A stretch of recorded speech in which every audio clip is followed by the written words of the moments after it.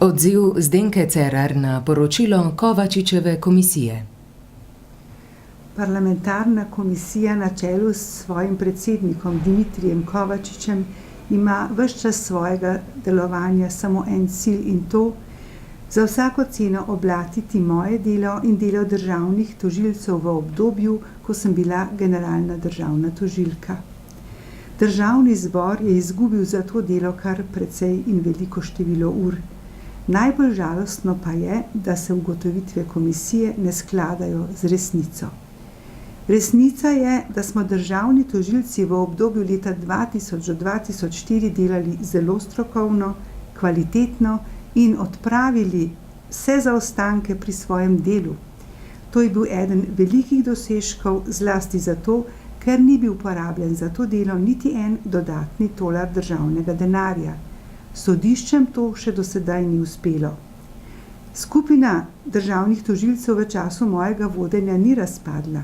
Delovala je zelo uspešno in primeroma v letu 2003 na prvi stopnji zaslužila kar 283 let zapora. Toliko zadev je bilo uspešno končanih. V času mojega vodenja nismo preskakovali v pristojnosti.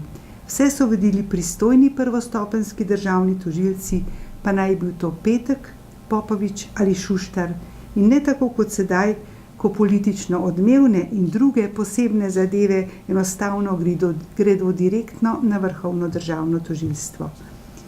In v času mojega vodenja niso hodili k nam finski preiskovalci zato, ker domači niso opravili svojega dela.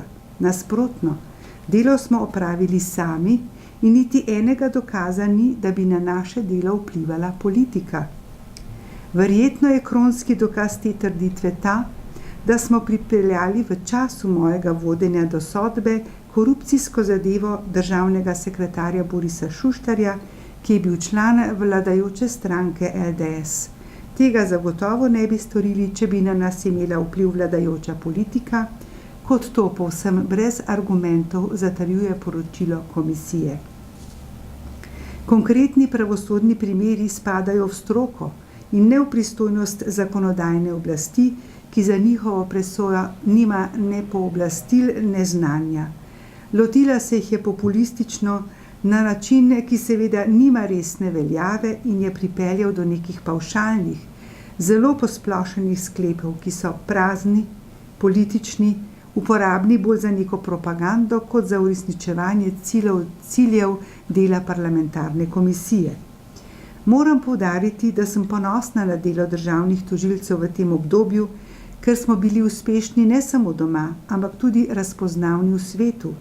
Naši tožilci so kot svetovalci nudili strokovno pomoč v okviru Sveta Evrope drugim deželam in Slovenijo kot originalno deželo v pravnem pogledu na ta način promovirali.